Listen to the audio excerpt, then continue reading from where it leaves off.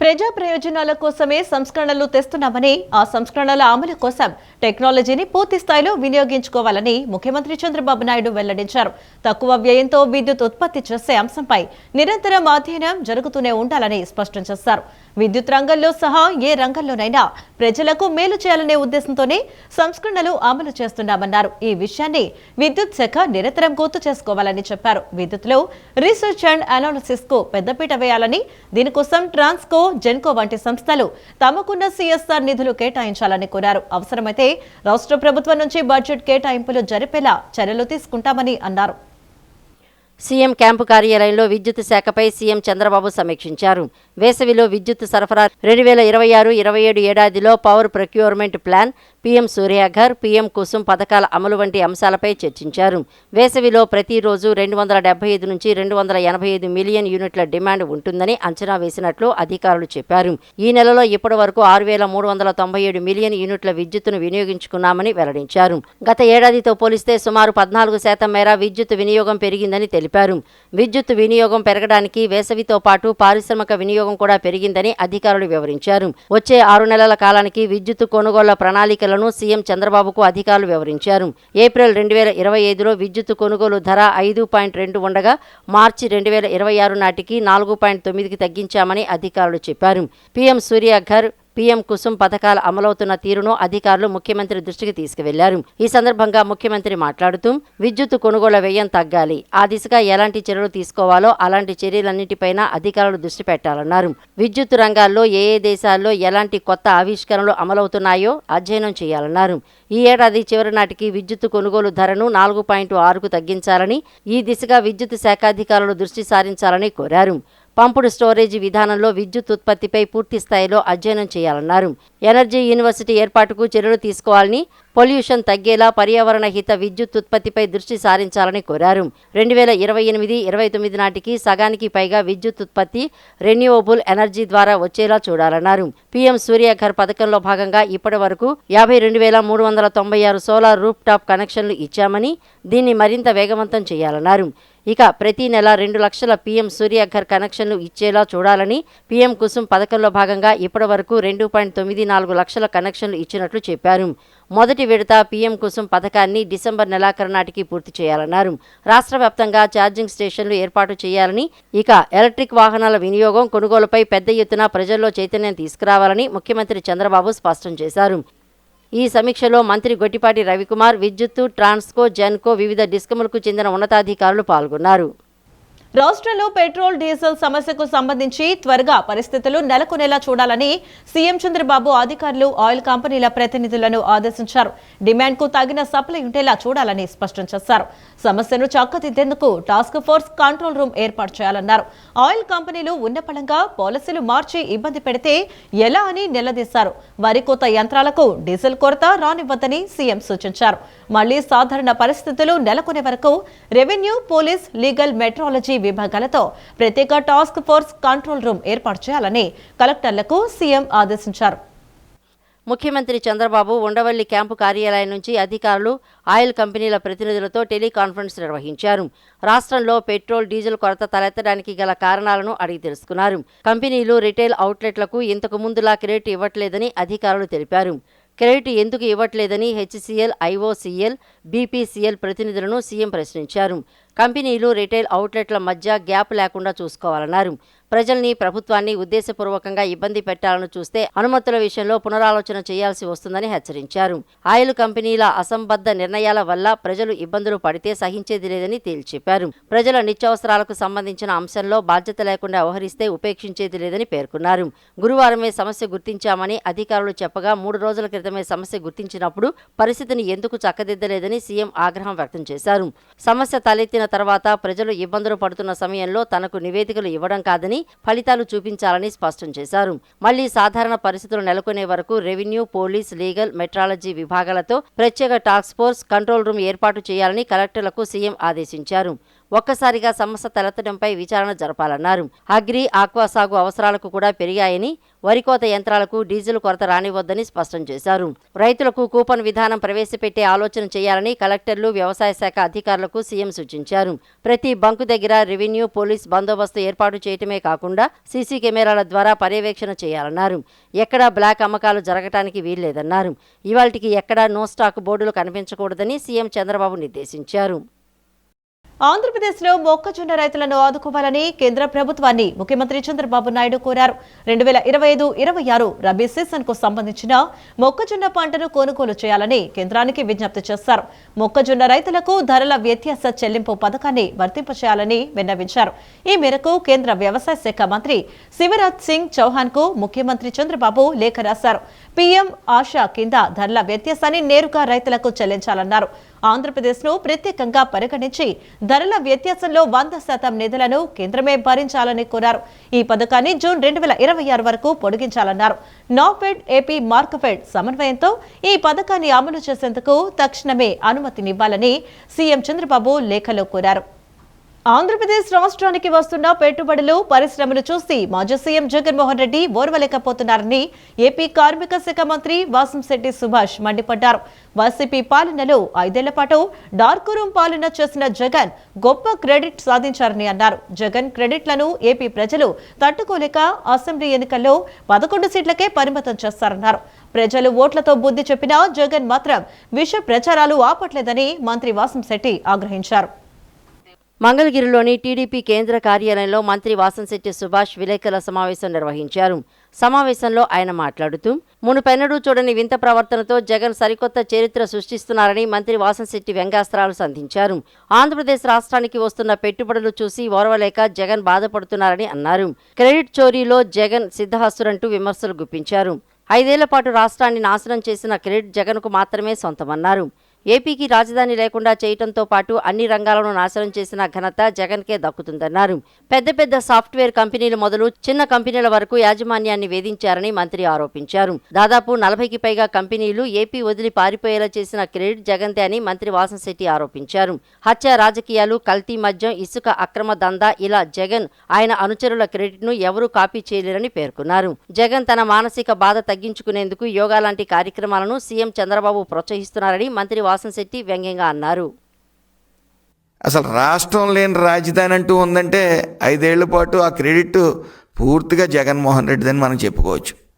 ఈరోజు మళ్ళీ జగన్ అనే ఆయన మావి గారిని అంటున్నారు. గత 5 ఏళ్ళు దాని ఊసు లేదు, ఏమీ లేదు. ఇప్పుడు ఉచిత సలహాలు ఇవ్వటం, అక్కడ అమరావతి అనే పేరు ఉండటం ఆయనకి ఇష్టంలే, మావి గారిని అంటా ఉన్నారు. అదేవిధంగా 5 ఏళ్ల కాలంలో ఆర్థిక వ్యవస్థల్ని, రాష్ట్ర ఆర్థిక వ్యవస్థను సర్వనాశనం చేసిన క్రెడిట్ జగన్మోహన్ రెడ్డి. పథకాలన్నీ కూడా 1214 మెమోతో అన్నీ ఆపేయటం, వాళ్ళ జీవితాల్లో చెమ్మ చీకటి నిలబడిన క్రెడిట్ జగన్మోహన్ రెడ్డిది. అదేవిధంగా 5 ఏళ్ల కాలంలో హత్యా రాజకీయాల్ని పెంపొందించింది ఆ క్రెడిట్ కూడా అయిందని తెలియజేసుకుంటూ 5 ఏళ్ల కాలంలో మాస్క్ అడిగినందుకు డాక్టర్ సుధీర్ని చనిపోయేలా చేసి, అలాగే డ్రైవర్ సుబ్రహ్మణ్యాన్ని మరి చంపి డోర్ డెలివరీ చేసిన ఘనత జగన్మోహన్ రెడ్డిది, ఆయన టీందని అందరికీ తెలుసు. పూర్తి చేయని వెలుగొండ ప్రాజెక్ట్ని జాతికి అంకితం చేయటం ఆ క్రెడిట్ కూడా మీదే. అలాగే పోలవరం ప్రాజెక్టును నాశనం చేసిన క్రెడిట్ కూడా మీదే. పోలవరం నిర్వాసితులకి పరిహారం అడిగితే మన దగ్గర మనీ ప్రింటింగ్ మెషిన్ ఏమైనా ఉందా అని మరి వెటకారం చేసిన ఘనత కూడా మీదే. ఎన్టీఆర్ జిల్లాలో పెట్రోల్, డీజిల్లకు కొరత లేదని ఆయిల్ కంపెనీల నుండి సాధారణ సరఫరా కంటే 40% అధికంగా సరఫరా చేస్తున్నారని, వదంతులను నమ్మి అవసరాలకు మించి కొనుగోళ్లు చేయడంతో ఇబ్బంది ఎదురవుతుందని జిల్లా కలెక్టర్ డాక్టర్ జి లక్ష్మీసా తెలిపారు. సరఫరా చేసిన డీజిల్, పెట్రోల్ సజావుగా వినియోగదారులకు అందజేసేందుకు రెవెన్యూ, పోలీస్, వ్యవసాయ శాఖల అధికారులతో ప్రత్యేక టీంలను ఏర్పాటు చేసి క్షేత్రస్థాయిలో నిరంతర పర్యవేక్షణ కొనసాగించేలా చర్యలు తీసుకున్నామన్నారు. ప్రత్యేక టీంలు పెట్రోల్ బంకులను సందర్శిస్తూ నిల్వలు, సరఫరా, వినియోగ పరిస్థితులను సమీక్షిస్తున్నాయని వివరించారు. జిల్లాకు అవసరమైన ఇంధనాన్ని సమయానికి అందించేందుకు అన్ని ఏర్పాట్లు చేస్తున్నట్లు తెలిపారు. పెట్రోల్, డీజిల్ సరఫరా పరిస్థితిని పరిశీలించేందుకు జిల్లా కలెక్టర్ డాక్టర్ జి. లక్ష్మీశ క్షేత్రస్థాయిలో విస్తృతంగా పర్యటించారు. తొలుత కొండపల్లిలోని Indian Oil Corporation, Bharat Petroleum Corporation, Hindustan Petroleum Corporation కంపెనీల నిల్వ కేంద్రాలను సందర్శించి సంబంధిత అధికారుల నుండి స్టాక్ పరిస్థితిపై సమగ్రంగా వివరాలు తెలుసుకున్నారు. అనంతరం మైలవరం, విసన్నపేట, తిరువురు మండలాల్లో పెట్రోల్ బంకులను జిల్లా కలెక్టర్ పరిశీలించి అధికారులు, పెట్రోల్ బంకుల నిర్వాహకులకు స్పష్టమైన ఆదేశాలు జారీ చేశారు. ఈ సందర్భంగా కలెక్టర్ మాట్లాడుతూ జిల్లాలో పెట్రోల్, డీజిల్ సరఫరా అంతరాయం లేకుండా కొనసాగేందుకు జిల్లా యంత్రాంగం పూర్తిస్థాయిలో చర్యలు చేపట్టిందని కలెక్టర్ తెలిపారు. జిల్లాలో 186 పెట్రోల్ బంకులు పనిచేస్తున్నాయన్నారు. సాధారణంగా ప్రతిరోజు బంకులకు ఆయిల్ కంపెనీల నుండి 3 లక్షల లీటర్ల పెట్రోల్, 5 లక్షల లీటర్ల డీజిల్ సరఫరా చేయడం జరిగేదన్నారు. ఇంధన కొరత ఉందని, రేట్లు పెరుగుతాయన్న దుష్ప్రచారం, ముఖ్యంగా సోషల్ మీడియా వేదికల్లో జరుగుతున్న అసత్య ప్రచారాలు ప్రజల్లో అనవసరపు ఆందోళన కలిగిస్తున్నాయని ఆయన పేర్కొన్నారు. ఇటువంటి అపోహలను ప్రజలు నమ్మవద్దని స్పష్టం చేశారు. అపోహలను నమ్మి అవసరాలకు మించి కొనుగోలు చేయడంతో పెట్రోల్, డీజిల్ సరఫరాలో ఇబ్బంది ఎదురవడం జరిగిందన్నారు. దీనిని దృష్టిలో పెట్టుకుని పెట్రోల్ బంకుల్లో 10 నుండి 40% వరకు అదనంగా సరఫరా చేసేందుకు ఆయిల్ కంపెనీలు సంసిద్ధత వ్యక్తం చేశాయన్నారు. జిల్లాలో ఎక్కడా సరఫరా లోటు తలెత్తకుండా ముందస్తు ప్రణాళికతో చర్యలు తీసుకుంటున్నామని చెప్పారు. అవసరమైతే అదనపు ట్యాంకర్ల ద్వారా సరఫరా పెంచేందుకు సిద్ధంగా ఉన్నాయని పేర్కొన్నారు. ప్రజలు అపోహలకు లోనై అవసరానికి మించి పెట్రోల్, డీజిల్ కొనుగోలు చేయవద్దని కలెక్టర్ విజ్ఞప్తి చేశారు. అధికంగా కొనుగోలు చేయటం వల్ల తాత్కాలికంగా పెట్రోల్ బంకుల వద్ద ఒత్తిడి పెరిగి ఇతరులకు ఇబ్బందులు కలిగే అవకాశం ఉంటుందన్నారు. అందువల్ల ప్రతి ఒక్కరూ బాధ్యతగా వ్యవహరించి అవసరానికి తగినంత మాత్రమే ఇంధనం కొనుగోలు చేయాలని సూచించారు. ఇంధన సరఫరాపై ఎలాంటి సమస్యలు ఎదురైనా సంబంధిత అధికారులకు తెలియచేయాలని, ఇందుకోసం కంట్రోల్ రూమ్ ఏర్పాటు చేయడం జరిగిందని, వినియోగదారులకు ఇబ్బంది తలెత్తిన పక్షంలో 9154970454 70454 నందు సంప్రదించవచ్చని సూచించారు. ఇప్పటివరకు చూసుకుంటే జిల్లాలో అవసరమైనందుకంటే 10% ఎక్కువనే సప్లై ఉంది. కానీ బయ్యింగ్లో చూసుకుంటే 25 నుంచి 30% ఎక్కువ బై చేస్తున్నారు. చిన్న ఎగ్జాంపుల్, ఇప్పుడే వెళ్ళి మన ఒక బైకర్తో మాట్లాడితే జనరల్గా ఆయన 200 రూపాయలు కొట్టించే అతను ఈరోజు 500 రూపాయలు కొట్టించాలనుకుంటున్నాడు. ఎందుకంటే సార్ తగ్గిపోయిందని చెప్తున్నారు అంటున్నారు. అంటే ఈ సోషల్ మీడియా వల్ల లేదా ఈ ప్రైస్ పెరుగుతుందనే అపోహంతో చాలా మంది ఎక్కువ వేయించుకుంటున్నారు. దానివల్ల ఎవరికైతే అవసరం ఉందో వాళ్ళకి షార్టేజ్ వచ్చే అవకాశం ఉంది. ముఖ్యంగా ఇప్పుడు అగ్రికల్చర్ యాక్టివిటీస్ జరుగుతున్నాయి, హార్వెస్టింగ్ జరుగుతూ ఉంది. సో అక్కడికి యాక్చువల్లీ ప్రయారిటీ చేయాలి. మిగతా వాళ్ళకి సప్లై కంటిన్యూస్గా ఉంది. కంపెనీ వాళ్ళతో నేను స్వతహా మాట్లాడాను, ఎక్కడ సప్లై పై నుంచి తగ్గలేదు. ఎంత కావాలకి ఇంకా 10% ఎక్కువనే ఇస్తున్నారు. కాబట్టి దయచేసి ప్రజలందరికీ నా విన్నపం ఒకటే, సప్లై సఫిషియెంట్గా ఉంది.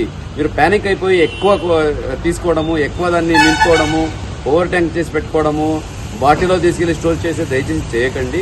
మీకు ఎంత అవసరం ఉన్నా అది ఇవ్వడానికి సిద్ధంగా ఉన్నాము. కానీ ప్యానిక్ బయింగ్ అవసరం లేదు. ఎన్టీఆర్ జిల్లా వరకు అయితే ఎన్టీఆర్ జిల్లా నుంచి, కొండపల్లి నుంచి దాదాపు చుట్టుపక్కల ఉన్న 10 జిల్లాలకి పంపించే కెపాసిటీ మన దగ్గర ఉంది. అంటే ఇక్కడి నుంచి అన్ని జిల్లాలకి వెళ్తాయి కాబట్టి ఇక్కడ ఎప్పటికీ కొరత రాదు. ఇప్పుడు ఎవరైతే ఈ బైక్ వాళ్ళు, కారు వాళ్ళు, అట్లాగే ఈ లారీ వాళ్ళు ఎక్కువ బై చేశారో అందువల్ల అవసరం ఉన్న వాళ్ళు కొంచెం తగ్గిపోయింది. అది ఈ రోజు మార్నింగ్ నుంచే మానిటర్ చేస్తున్నాము. మధ్యాహ్నం కల్లా రెస్టోర్ అవుతుంది. అన్ని బంక్లో డీజిల్, పెట్రోల్ వస్తుంది కాబట్టి ఎవరు ప్యానిక్ అవ్వాల్సిన అవసరం లేదు. మీరు ఫస్ట్ అయితే ఎంత కొనుక్కుంటున్నారో 200కా 300కా అంతే కొనుక్కోండి. ఇప్పుడు మళ్ళీ తగ్గిపోతా ఉందేమో, ప్రైస్ పెరిగిపోతా ఉందేమో అని 500 రూపాయలకి 1000 రూపాయలకి పెట్టింది అవసరం లేదు. అలాగే బాటిల్లో పెట్టుకోవడము ఇటువంటి దయచేసి నమ్మకండి. సోషల్ మీడియాలో కొంతమంది వ్యూస్ కావాలని ఎక్కువ మంది పెట్టుకుంటున్నారు, దాని అవసరం లేదు. దాని ద్వారా ప్యానిక్ క్రియేట్ అవుతుంది తప్పితే సొల్యూషన్ లేదు. సొల్యూషన్ ఆల్రెడీ గౌరవ ముఖ్యమంత్రి వాళ్ళు కూడా మనకు టీసీ తీసుకొని చెప్పారు ఏం చేయాలని. ప్రతి పెట్రోల్ బంకులో అధికారులు కూడా ఉంటారు. అగ్రికల్చర్ రైతులకు కావాల్సిందంతా ఎంతైనా ఇవ్వడానికి సిద్ధంగా ఉన్నాము. కొన్ని రాష్ట్రాల్లో జరుగుతున్న అసెంబ్లీ ఎన్నికల అనంతరం ఇంధన ధరల్లో విపరీతమైన మార్పులు వస్తాయని సామాజిక మాధ్యమాల వేదికగా జరుగుతున్న అసత్య ప్రచారం కారణంగా వాహనదారులు ఆందోళనతో చేస్తున్న అనవసర కొనుగోళ్లతోనే ప్రస్తుతం ఇంధన ఇబ్బందులు ఎదురయ్యాయని ఎన్టీఆర్ జిల్లా జాయింట్ కలెక్టర్ ఎస్. ఇలక్కియా అన్నారు. జిల్లాలో ప్రస్తుతం మొత్తం 186 పెట్రోల్ బంకుల ద్వారా పెట్రోల్ మరియు డీజిల్ సరఫరా నిరంతరాయంగా కొనసాగుతుందని, ఎటువంటి కొరత లేదని ఆమె స్పష్టం చేశారు. సాధారణ పరిస్థితులతో పోలిస్తే ప్రస్తుతం సుమారు 20% మాత్రంగా ఇంధన సరఫరా జరుగుతోందని తెలిపారు. కొండపల్లి ప్రాంతంలోని సరఫరా సంస్థలతో ఇప్పటికే చర్చలు జరిపి జిల్లాకు అవసరమైన మేరకు ఇంధనాన్ని నిరంతరం అందించేలా చర్యలు తీసుకున్నామని చెప్పారు. ఎన్టీఆర్ జిల్లా కలెక్టరేట్లోని సమావేశ మందిరంలో జాయింట్ కలెక్టర్ ఎస్. ఇలక్కియా విలేకరుల సమావేశం నిర్వహించారు. సమావేశంలో మాట్లాడుతూ ఎన్నికల అనంతరం పెట్రోల్ డీజిల్ ధరలు పెరుగుతాయని, కొరత ఏర్పడుతుందనే అసత్య ప్రచారాలు జరుగుతున్నాయని, ప్రజలు ఇటువంటి వదంతులను నమ్మవద్దని స్పష్టంగా సూచించారు. కేంద్ర పెట్రోలియం శాఖ కూడా ధరల పెరుగుదలపై వస్తున్న ప్రచారాలను ఖండించిందని తెలిపారు. ఇటీవల రోజుల్లో ప్రజలు అవసరానికి మించిన స్థాయిలో ఇంధనాన్ని కొనుగోలు చేయటం వల్ల ఒక్కసారిగా 30 నుంచి 50% వరకు డిమాండ్ పెరిగిందని పేర్కొన్నారు. అందరూ ఒకేసారి ఫుల్ ట్యాంక్ చేయించుకోవడం వల్ల కొంతమంది బంకుల్లో తాత్కాలికంగా నో స్టాక్ బోర్డులు పెట్టాల్సిన పరిస్థితి ఏర్పడిందని తెలిపారు. అయితే ఇది సరఫరా లోపం వల్ల కాకుండా ప్రజల ఆందోళన కారణంగా మాత్రమే ఏర్పడిన తాత్కాలిక సమస్య అని స్పష్టం చేశారు. ప్రతి పెట్రోల్ బంకు వద్ద క్రమబద్ధంగా సరఫరా జరిగేలా క్యూ లైన్లు ఏర్పాటు చేశామని చెప్పారు. బంకుల వద్ద పోలీసు మరియు రెవెన్యూ అధికారుల సమక్షంలో నిరంతరం పర్యవేక్షణ కొనసాగుతోందని చెప్పారు. ఆల్రెడీ యాక్చువల్లీ చూస్తే మనకి క్రైసిస్ అన్నది ఏమీ లేదు. అంత నార్మల్గా ఉన్నప్పుడు జస్ట్ చాలా ఫేక్ న్యూసెస్ స్ప్రెడ్ అవుతున్నాయి. సో ఇప్పుడు ఎలక్షన్స్ జరుగుతున్నాయి. సో ఎలక్షన్ తర్వాత మెయిన్లీ మనకి ప్రైసెస్ హైక్ అయిపోతాయి. సో అంతా సోషల్ మీడియాలో ఫేక్ న్యూస్ లైక్ 10 రూపీస్ కానీ 20 రూపీస్ వరకు కూడా హైక్ అవ్వడానికి ఛాన్సెస్ ఉన్నాయి. అండ్ చాలా బంక్స్ అంతా మొత్తం డ్రై అవుట్ అయిపోతున్నాయి. సో దానికి ముందు మనం వెళ్ళి ఫిల్ చేసుకోవాలనే ఉద్దేశంతో మనం కూడా అందరూ కూడా చూస్తున్నాము, పెద్ద పెద్ద క్యూస్ ఉన్నాయి. సో ఇప్పుడు ఎందుకు ఇలా అవుతుందంటే ఫస్ట్ ఆఫ్ ఆల్ ఈ రేట్ ఎక్కువ అయిపోతుందని ఉద్దేశంతో ఇప్పుడే వచ్చి అందరూ ఫుల్ ట్యాంక్ చేసుకోవాలని ఫుల్ ట్యాంక్ చేస్తున్నారు. అండ్ ఇంకా ఒకటి డ్రై అవుట్ అయిపోతుందని. యాక్చువల్లీ మనం ఫుల్ ట్యాంక్ ఎక్కువ చేసుకుంటున్నాము అండ్ అన్నెసెసరీగా ఈ మన బైక్స్ కానీ కార్స్ కానీ వెహికల్స్ మాత్రం కాకుండా అందరూ మనం చూస్తే చాలా న్యూస్ క్లిప్పింగ్స్లో కూడా చూస్తున్నాము. అండ్ మేము పర్సనల్గా కూడా చూస్తున్నప్పుడు చాలా క్యాన్స్ టిన్స్లో కూడా వచ్చి ఫిల్ చేసుకుని వెళ్ళిపోతున్నారు. సో ఇది అంతా యాక్చువల్లీ క్యాన్స్ టిన్స్లో ఫిల్ చేయడం అనేది it is not allowed at all first of all. And next మనకి పెట్రోల్ బంక్ డీలర్స్తో మాట్లాడితే వాళ్ళు ఏమంటున్నారు, మాకు రెగ్యులర్ కస్టమర్స్ ఉన్నారు. సో వాళ్ళు యూజువల్గా హాఫ్ ట్యాంకే ఫిల్ చేసుకుంటారు. వాళ్ళు ప్రతిసారి మన దగ్గర వస్తారు, హాఫ్ ట్యాంక్ ఫిల్ చేస్తారు. కానీ ఇప్పుడు ఈ సిట్యువేషన్లో మాకు అందరికీ ఫుల్ ట్యాంక్ కావాలి, ఇంకా కూడా క్యాన్స్లో పట్టుకు వెళ్ళడం ఇలాంటిదే ఎక్కువ పెరిగిపోయింది. సో దయచేసి అందరికీ కూడా మా సైడ్ నుంచి మన జిల్లాలో 186 అవుట్లెట్స్ ఉన్నాయి. అన్ని చోట్ల కూడా మనకి స్టాక్ అన్నది ఉంది. పెట్రోల్ డీజిల్ సమస్యను అధిగమించేలా ముఖ్యమంత్రి నారా చంద్రబాబు నాయుడు పూర్తి స్థాయిలో చర్యలు తీసుకుంటున్నారని తూర్పు నియోజకవర్గ ఎమ్మెల్యే గద్దె రామ్మోహన్ తెలిపారు. అతి త్వరలోనే ఈ సమస్యను పరిష్కరిస్తారని ఎవరూ ఆందోళన చెందవద్దని చెప్పారు. ముఖ్యమంత్రి నారా చంద్రబాబు నాయుడు ఈ సమస్యను సాధ్యమైనంత త్వరగా పరిష్కరిస్తారని చెప్పారు. పొరుగు దేశాధినేతలతో ప్రధానమంత్రి నరేంద్ర మోడీ మాట్లాడుతున్నారని, సాధ్యమైనంత త్వరగా యుద్ధం ఆగిపోయేలా చర్చలు జరుపుతున్నారని తెలిపారు. తూర్పు నియోజకవర్గ పరిధిలోని 14వ డివిజన్ దర్శిపేటలోని పూజిత అపార్ట్మెంట్ ఏరియాలో తూర్పు నియోజకవర్గ ఎమ్మెల్యే గద్దె రామ్మోహన్ పర్యటించారు. స్థానికంగా ఉన్న సమస్యలను ఆయన స్వయంగా స్థానికులను అడిగి తెలుసుకుని వాటిని పరిష్కరించాల్సిందిగా ఆయా విభాగాల అధికారులను ఆయన ఆదేశించారు. అనంతరం డివిజన్లోని నిరుపేద కార్యకర్త చేజర్ల శ్రీనివాసరావుకు 20,000 రూపాయలు విలువ చేసే ప్లాట్ఫారం రిక్షా బండిని, మరో కార్యకర్త కెల్లా రమణమ్మకు 15,000 రూపాయల విలువ చేసే తోపుడు బండిని ఎమ్మెల్యే గద్దె రామ్మోహన్ తన సొంత నిధులతో కొనుగోలు చేసి వారికి ఉచితంగా అందజేశారు. అనంతరం ఎన్ఎస్ఎం స్కూల్ ఎదురుగా సర్దార్ గౌతు లచ్చన విగ్రహం వద్ద ఉచిత మజ్జిగ పంపిణీలో ఎమ్మెల్యే గద్దె రామ్మోహన్ పాల్గొన్నారు. ఈ సందర్భంగా ఎమ్మెల్యే గద్దె రామ్మోహన్ మాట్లాడుతూ ఇరాన్, అమెరికా, ఇజ్రాయెల్ మధ్య జరుగుతున్న యుద్ధంతో మన దేశానికి ఏ విధమైన సంబంధం లేకపోయినా గ్యాస్, డీజిల్, పెట్రోల్ కోసం అవస్థలు పడుతున్నామని చెప్పారు. మన దేశం ఎల్లప్పుడూ శాంతిని కోరుకుంటూ పొరుగు దేశాలన్నింటితో సఖ్యతతో ఉంటుందని చెప్పారు. విజయవాడ నగరంలో మొదటిసారిగా ఆయిల్ బంకుల దగ్గర పెట్రోల్, డీజిల్ కోసం వాహనాలు బారులు తీరాయని, ఈ విషయం తెలుసుకున్న ముఖ్యమంత్రి నారా చంద్రబాబు నాయుడు వెంటనే స్పందించి నిన్నంతా అధికారులతో సమీక్షలు నిర్వహించారని, ఈ రోజు కూడా ఈ అంశంపైనే సమీక్ష చేస్తున్నారని చెప్పారు. ఎక్కడో దేశాల్లో రెండు దేశాల మధ్య జరిగితే దాని ప్రభావం మన మీద కూడా పడుద్దని చెప్పి చూస్తే ఇక్కడ డీజిల్ నిన్న రోడ్లన్నీ కూడా కార్లు డీజిల్ కోసం, అదే 2 వీలర్స్ అన్నీ కూడా బంకుల్లో వెయిటింగ్ చేసే సందర్భం చూస్తే కొంచెం ఆందోళనకరంగా ఉంది. నిన్న ముఖ్యమంత్రి గారు కూడా ప్రత్యేకమైన సమయం తీసుకుని అందరితోనూ మాట్లాడి దీన్ని పరిష్కరించడానికి ఆయన కూడా కృషి చేసి చేయడం జరుగుతోంది. నాకున్న సమాచారం ప్రకారం ఇవాళ సాయంత్రం లోపు ఈ సమస్యకి పరిష్కారం అవ్వాలి కూడా. ఎందుకంటే అమెరికా, ఇరాన్కి, ఇజ్రాయెల్కి మధ్య వచ్చిన ఈ యొక్క భేదాభిప్రాయాల్లో ఇవాళ ప్రపంచం అంతా కూడా అత్తగతం అవుతూ ఉంది. మరి అన్ని రేట్లు పెరిగిపోతూ ఉన్నాయి. నిత్యావసరమైన డీజిలు, అదేవిధంగా పెట్రోలు, అదేవిధంగా గ్యాసు ఇవన్నీ కూడా అందుబాటులో లేకపోవటం వలన, అందుబాటులో ఉన్న ఇది ఆసరాగా తీసుకుని కొందరు లాభాపేక్షతో బ్లాక్ మార్కెట్ చేయడం వల్ల కూడా ఇబ్బంది ఉంది. బ్లాక్ మార్కెట్ మన ఆంధ్ర రాష్ట్రంలో మరి డిపార్ట్మెంట్ అంతా కూడా ఎక్కడా జరగకుండా జాగ్రత్త ఉంది. ఏదేమైనా కూడా ఈ సమస్య అర్థం చేసుకుని ప్రజలు కూడా సమన్వయం పాటించాలా. ప్రజలు కూడా కంగారు పడి ఓకే నింపి ఇంట్లో డీజిల్ పెట్టుకుందాం, ఇంట్లో పెట్రోల్ పెట్టుకుందాం అనే భావనకి వెళ్లకుండా కొంచెం ఆలోచించాల్సిన అవసరం ఉంది. మనకు గోమాతను రాష్ట్ర మాతగా ప్రకటించాలనే డిమాండ్ కు తాను సంపూర్ణ మద్దతు ఇస్తున్నట్లు ఎమ్మెల్యే బోండా ఉమామహేశ్వరరావు ప్రకటించారు. హిందూ సంప్రదాయంలో గోమాతను తల్లిగా, దైవంగా భావిస్తామని అన్నారు. గోమాత సంరక్షణకు, దాని ప్రాశస్త్యాన్ని చాటి చెప్పడానికి కృషి చేస్తున్న సంస్థలకు ఆయన అభినందనలు తెలిపారు.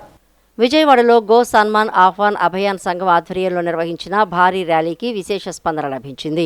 గోమాతను రాష్ట్రమాతగా ప్రకటించాలనే డిమాండ్తో పాత ప్రభుత్వాసుపత్రి నుండి జిల్లా కలెక్టర్ కార్యాలయం వరకు ఈ ప్రదర్శన కొనసాగింది. ఈ కార్యక్రమాన్ని ఎమ్మెల్యే బోండా ఉమామహేశ్వరరావు ప్రారంభించారు. ఈ సందర్భంగా ఎమ్మెల్యే మాట్లాడుతూ హిందూ సంప్రదాయంలో గోమాతను తల్లిగా, దైవంగా భావిస్తామని, ప్రతి శుభకార్యంలోనూ గోమాత ఆశీస్సులు తీసుకోవడం మన ఆచారమని పేర్కొన్నారు. గోమాత సంరక్షణకు, దాని ప్రాశస్త్యాన్ని చాటి చెప్పడానికి కృషి చేస్తున్న సంస్థలకు ఆయన అభినందనలు తెలిపారు. రాష్ట్రంలో గోహత్యలు జరగడానికి వీల్లేదని స్పష్టం చేస్తూ గోమాతను రాష్ట్రమాతగా గుర్తించాలనే డిమాండ్కు ఎమ్మెల్యేగా తాను పూర్తి మద్దతు ఇస్తున్నట్లు ప్రకటించారు. అనంతరం గోసేవకులు వినోద్ కుమార్ మాట్లాడుతూ ఈ పవిత్ర ఆశయ సాధన కోసం దేశవ్యాప్తంగా ఉన్న 780 జిల్లాలు, వేల సంఖ్యలో ఉన్న తహసీల్ కార్యాలయాల పరిధిలో పెద్ద ఎత్తున సంతకాల సేకరణ చేపడుతున్నట్లు వెల్లడించారు. సేకరించిన వినతి పత్రాలను ప్రధాని నరేంద్ర మోడీకి పంపిస్తామని ఆయన తెలిపారు. గోమాతకు కేవలం రక్షణ కల్పించడమే కాకుండా సముచిత గౌరవం లభించినప్పుడే భద్రత సంపూర్ణంగా సాధ్యమవుతుందని ఈ సందర్భంగా వారు స్పష్టం చేశారు. ఇవాళ గోమాతని హిందువులందరూ కూడా పురాణాల కాడి నుంచి ఏ శుభకార్యం చేసినా గోమాతకి పూజ చేసి గోమాతకి ఆశీస్సులు తీసుకొని కార్యక్రమం చేయటం అనేది హిందువుల ఆచారాల్లో మొదటిది. అటువంటి గోమాతకి సంరక్షించడం కోసం, గోమాత ప్రాశస్త్యాన్ని ప్రచారం చేయడం కోసం కొన్ని సంస్థలు మరి వాళ్ళ దేశవ్యాప్తంగా కూడా పెద్ద ఎత్తున కార్యక్రమాలు తీసుకున్నారు. గోమాత యొక్క ప్రశస్తత, గోమాత యొక్క మేలు దాని అన్నింటిని కూడా తీసుకోవడం జరిగింది. ఇవాళ అందులో భాగంగా విజయవాడ నగరంలో గోమాతని రాష్ట్ర మాతగా ప్రకటించాలి అని చెప్పి ఇవాళ సంఘం వాళ్ళు ఎంఆర్ఓ గారికి రిప్రజెంటేషన్స్ ఇస్తున్నారు. అది రాష్ట్ర వ్యాప్తంగా జరుగుతూ ఉన్నాయి. దీనికి స్థానిక శాసనసభ్యుడిగా నేను కూడా సంపూర్ణంగా మద్దతు తెలియజేస్తూ ఉన్నాను. ఇది గోమాత అనేది అందరికీ కూడా దైవంతో సమానం. గోహత్య అనేది ఈ రాష్ట్రంలో జరగటానికి లేదు. అన్ని చోట్ల కూడా చర్యలు తీసుకున్నాం. గోవుల్ని సంరక్షించడానికి గోశాలలు పెడుతున్నాం. స్వచ్ఛంద సంస్థలు గోశాలలు పెడుతున్నాయి. మేము ప్రభుత్వం తరపున పెడుతున్నాం. అన్ని రకాలుగా కూడా గోమాతని తల్లిగా భావించే గోమాతని రక్షించుకోవడం కోసం అందరం, ఇలాంటి పెద్దలు, సంఘస్థులు, మరి వ్యాపారస్తులు, మేము, రాజకీయ నాయకులు, ప్రభుత్వం, అధికారులు అందరూ కూడా మా అందరి ఉద్దేశం ఒకటే, గోమాతను సంరక్షించుకోవటం. ఈ అభియాన్ భారతదేశంలో మొత్తం నడుస్తుంది. అందరూ అలా ఎంఆర్ఓ గారికి, ఆ మండలాల వాళ్ళు ఎంఆర్ఓ గారికి వెళ్ళి వినతి పత్రాలు ఇస్తారు. ఈ వినతి పత్రం ప్రధానమంత్రి గారికి, ప్రెసిడెంట్ గారికి, మన ఆంధ్రప్రదేశ్ ఎవరో స్టేట్ అయితే ఆ స్టేట్ గవర్నర్ అండ్ సీఎం గారికి ఇవ్వటం జరుగుతుంది. సో వీలయ్యేంత తొందరగా గోమాతకి సమ్మానం వస్తే, గోమాతకి సేవ, సురక్ష, సమ్మాన్ ఈ 3 అందుతే ఈ అయోధ్య గుడి కట్టడం మనం కల్లారా చూసాం. గోమాత కూడా కాపాడటం మన కల్లారా చూస్తాం. ప్రతి హిందూ పండగ చేసుకునే రోజు వచ్చింది. ఏంటంటే దీనికన్నా మంచి అవకాశం ఈ జన్మం తీసుకునే దాంట్లో ఉండదు. Kindly request to all of you, please try to be aware about the leverage or the potential what Gomata have in maintaining our ecosystem, because it's already too late.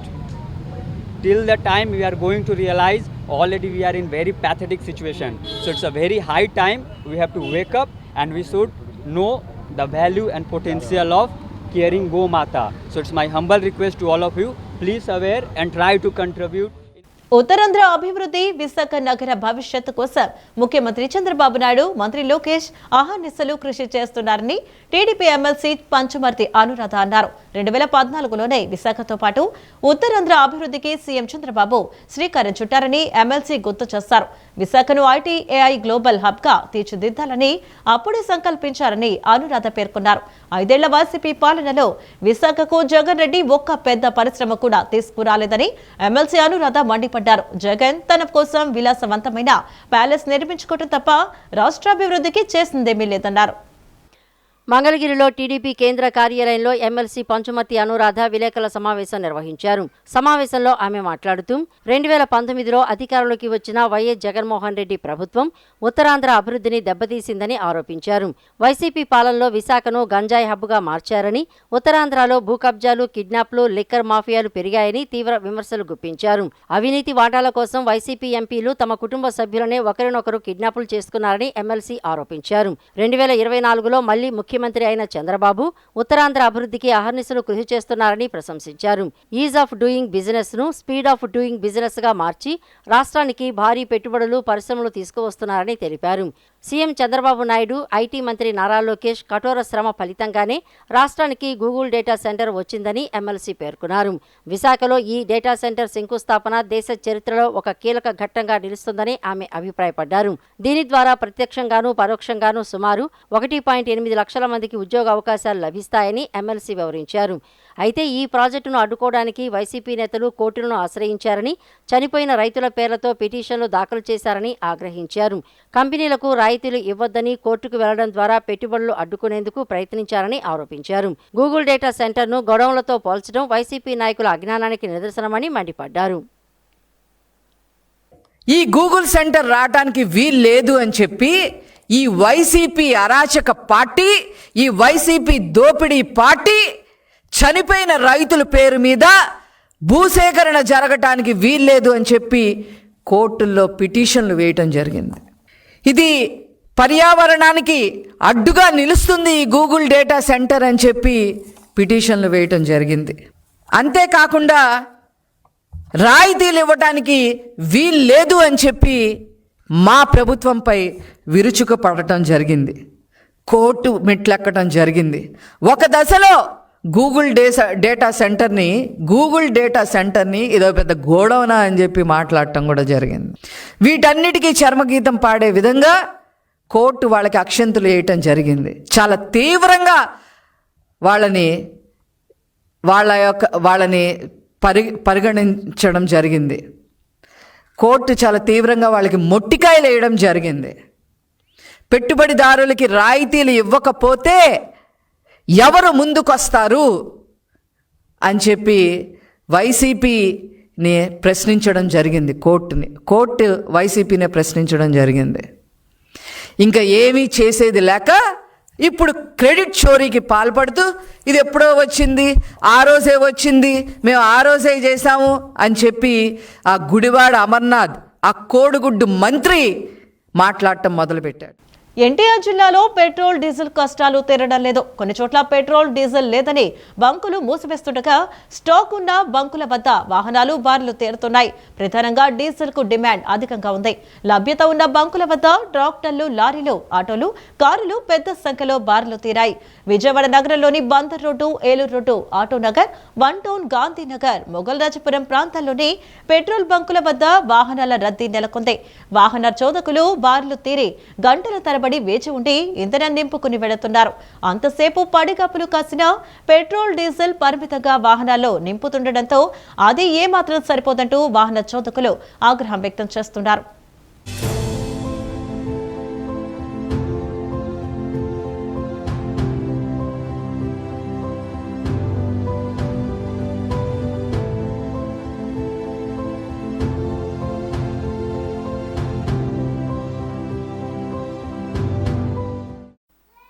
NTR జిల్లాతో పాటు విజయవాడ నగరంలో పలు పెట్రోల్ బంకుల వద్ద నేడు వాహనాలు బారులు తీరాయి. ప్రజలు పెట్రోల్, డీజిల్ ఏ బంకులో లభిస్తుందా అని వెతుక్కుంటూ తిరగాల్సిన పరిస్థితి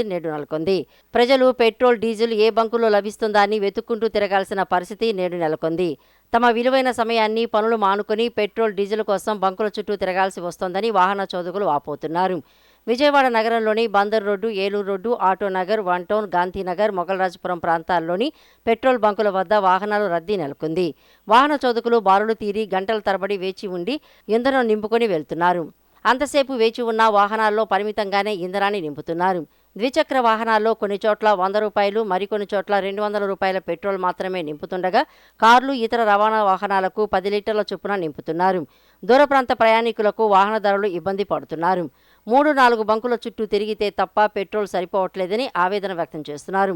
ఒక్క బంకు వద్ద అరగంట నుంచి 40 నిమిషాలు పోతోందని, ఇంధనం నింపుకోవడంలో తమ సమయం వృధా అయిపోతోందని దూర ప్రయాణాలు చేసేవారు చెబుతున్నారు. గూడ్స్ ఆటోలు, రవాణా ఆటోల వాళ్లు కూడా ఇంధనం కోసం క్యూ లైన్లలో వేచి ఉండటం వల్ల కిరాయిలకు వెళ్లడానికి ఇబ్బంది అవుతోందని పేర్కొంటున్నారు.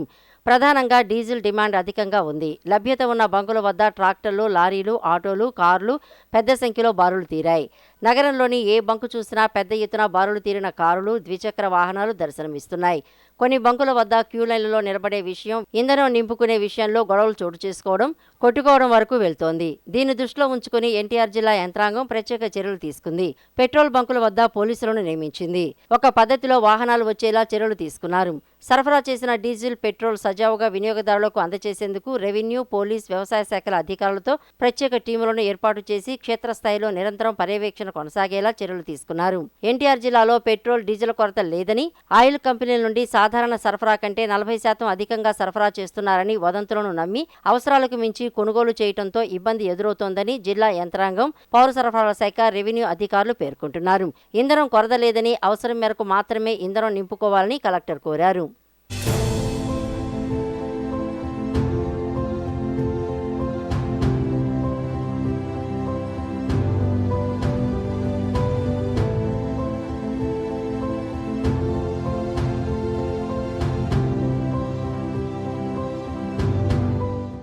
ఇంట్లో వస్తువులన్నీ పెరిగిపోతున్నాయి. అలాగే నిత్యావసర వస్తువులన్నీ పెరిగినాయి. అలాగే సిఎన్జి గ్యాసు, అలాగే పెట్రోలు, డీజిలు కృత్రిమ కొరతతోటి ఇబ్బంది పెడుతున్నారు. ఈ గవర్నమెంట్ మమ్మల్ని పట్టించుకోకపోతే మాకు సావేగ చరణం తప్ప ఏం లేదు. ఏంటంటే 6 రూపాయలు గ్యాస్కే పెరిగిందంటే డీజిల్, పెట్రోల్కి ఎంత పెరిగిద్ది అని భయం వేస్తుంది ఇప్పుడు. అలాగే నిత్యావసర వస్తువులు అన్నీ పెరిగినాయి. మాలాంటి పేదలకు మాత్రం న్యాయం జరగట్లేదు. ఉన్న వాళ్ళకే జరుగుతుంది. ఆటో డ్రైవర్లకి ఓలా, ఊబర్, ర్యాపిడో పేరు చెప్పేసి మాకు ఇంతవరకు న్యాయం జరగట్లేదు. గవర్నమెంట్ అన్యాయం చేస్తుంది. కాబట్టి మాకు పైన నుంచి గవర్నమెంట్ ఏదన్నా ఇలాంటి కృత్రిమ కొరత రాకుండా చూడాలని, అలానే గ్యాస్ రేట్లు తగ్గించాలని కోరుకుంటున్నాం. పెట్రోల్, డీజిల్ మామూలుగా లైన్లో నుంచి ఉంటే 2 గంటల సేపు పడుతుందండి. గ్యాస్ కూడా వెళ్తే గంట సేపు పడుతుంది. ఆ గ్యాస్కి కూడా రావాలంటే ఆ ట్యాంకర్లకు కూడా డీజిల్ కొట్టుకొని రావాలి. ఆ డీజిల్ వాటికి సౌకర్యంగా లేకుండా అవి కూడా గంటలు అవుతున్నాయి. మాకేంటంటే లేట్ అవుతుంది. ఆల్రెడీ ఏంటంటే ఆయిల్ రేట్లు పెరిగినాయి, గ్యాస్ రేట్లు పెరిగినాయి. ఈ ధరలను తగ్గించాలని అర్ధగంట నుంచి నిలబడ్డాం సార్. నిన్న ఇవ్వాలండి. మొన్న కాడ బాగా ఫ్రీగా దొరికింది. నిన్న నుంచే, ఆదివారం నుంచి మన బండికి 1000 రూపాయలు దాకా కొడుతున్నారు సార్. ఇక్కడ 1000 రూపాయలు కొడతాం అంటే మాకు 1000 పట్టదు, ఒక 500 పట్టింది. Diesel sir. ఇక్కడికే వచ్చాను సార్, డైరెక్ట్ ఇక్కడికే వచ్చాను. వేరే ఎక్కడ దొరకట్లా, అక్కడక్కడే దొరుకుతుందిగా ప్రస్తుతానికి. ఇప్పటికేం ఇబ్బంది లేదు సార్, దొరుకుతుందిగా. కాకపోతే ఒక అరగంట వెయిట్ చేయాల్సి వస్తుంది. సుమారుగా ఒక గంట నుంచి ఉన్నామండి. రోజు ఇలాగే ఉంటే ఇబ్బంది అయిపోతుంది. మేము కాస్త గుళ్ళో, బయట పెళ్ళిళ్ళు, ఉపనయనాలు మేము చాలా పూజలు చేయిస్తూ ఉండాలి. ఇలాగే ఉంటే కనుక మాకు చాలా ఇబ్బంది అయిపోతుంది. ఎందుకంటే మేము దేశం కోసం, ధర్మం కోసం పనిచేసే వాళ్ళం కాబట్టి కాస్త చాలా ఇబ్బంది లేకుండా కాస్త ప్రశాంతంగా వాతావరణం ఉంటే, ఎండ పైగా అందరికీ ఇబ్బంది, పబ్లిక్కి మాకు ఎవరికి ఇబ్బంది లేకుండా ఉంటుంది. ఎంతసేపు గంటన్నర నుంచి ఉన్నా వాళ్ళు 100 రూపాయల మించి కొట్టట్లేదు. కాస్త వెయిట్ చేసినా సరే 300, 400 కొడితే వెయిట్ చేసినందుకు ప్రజలకి ఎవరికి ఇబ్బంది లేకుండా ఉంటుంది. 3 చోట్ల తిరిగి వచ్చా. ఇక్కడ కొంచెం ఖాళీ ఉంటే ఇక్కడికి వచ్చా. పెద్ద క్యూ ఉంది. కార్లు కూడా మొత్తం లైన్ ఆగిపోయినాయి. 100 రూపాయలు కొట్టించుకున్నా. ఇవ్వాలనే. చేసేది ఏముంది, ఇప్పుడు వర్క్ పోవాల్సింది కూడా ఆగిపోయినాయి ఇవాళ. ఈ ఎండ ఒకటి, పెట్రోల్ ఒకటి. 2 రోజులు తిరగడానికైనా కావాలి కదా. మరి 100 రూపాయలు కొట్టడం ఏంటి? కనీసం సేపు నుంచేటప్పుడు 200 కొట్టించాలి పెట్రోల్. 2 డేస్ అయినా తిరుగుతారు. 100 రూపాయలు అయినా సరే లైన్లో నుంచి పెట్టి కొట్టడం మరీ దారుణం. ఎందుకంటే ప్రజలు ఇబ్బంది పడుతున్నారు కాబట్టి దాన్ని అర్థం చేసుకొని 200 కొట్టాలా. ఏం చేయాలి? ఇప్పుడు దాకా తోసుకుని వచ్చాం, ఎక్కడ నుంచి మూసి రెడత చివరి నుంచి ఇక్కడ ఆయిల్ కొట్టకపోతే ఏం చేయాలి? ఇంకా మేము బ్యాంకులో డబ్బులు కట్టుకోవాలి, ఈఎంఐ కట్టుకోవాలి, మొత్తం కట్టుకొని వచ్చి ఇదిగో తోసుకుని వచ్చి చూసారా మేము ఎలాగున్నాము? ఏం చేయాలి మరి? దీని గురించి వాళ్ళు మాట్లాడతారు అసలు ఎవరన్నా? ఎందుకండి ఓకే మాట్లాడటం కాదు, ఏదన్నా గవర్నమెంట్ అని అసలు కనీసం మాట్లాడుతుందా? ఏం తీసుకోవడం చర్యలు ఇవాళ పెట్టారు తీసుకొచ్చి పోలీసు వాళ్ళని మొన్న.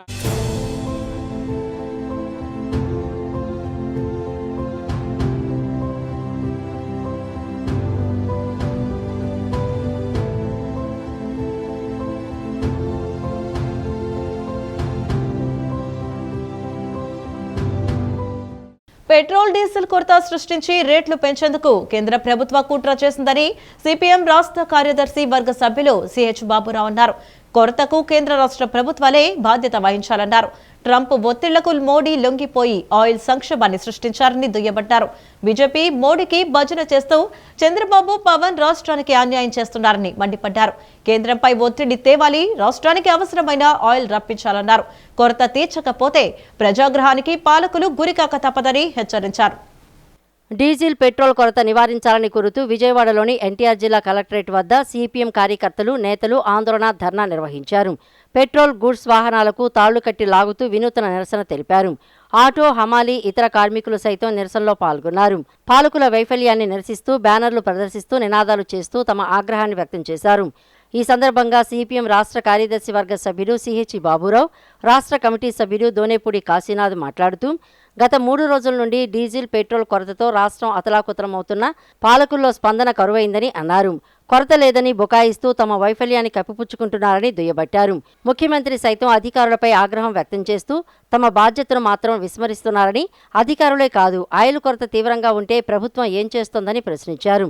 కేంద్రం, మోడీ అమెరికాకు, ట్రంప్కు లొంగిపోయారని, రష్యా, ఇతర దేశాల నుండి చౌకగా ఆయిల్ కొనుగోలుకు అవకాశాలు ఉన్నా ట్రంప్ ఆదేశాలకు లొంగి దేశ ప్రయోజనాలను పణంగా పెట్టారని తెలిపారు. దేశంలో డీజిల్, పెట్రోల్, వంట గ్యాస్ సమస్య తీవ్రంగా ఉన్నా మోడీ పార్లమెంటు సభ్యుల పెంపు, రాష్ట్రాల మధ్య అసమానతలు సృష్టించే డీలిమిటేషన్ పైన, ప్రతిపక్షాలపైన నిందలు మోపడంపైన దృష్టి పెట్టారు తప్ప ప్రజా సమస్యలను గాలికి వదిలేశారని అన్నారు. ఎన్ని ఇబ్బందులు పడుతున్నారు? అటు రైతులు, వ్యవసాయ పనులకు డీజిల్ లేదు, రవాణా సదుపాయాలు స్తంభించిపోయినాయి, సొంత వాహనాలకి లేదు, అలాగే రవాణా లేక కార్మికులందరూ కూడా అల్లాడిపోతూ ఉన్నారు. రాష్ట్ర వ్యాప్తంగా ఆటోలు ఆగిపోతూ ఉన్నాయి.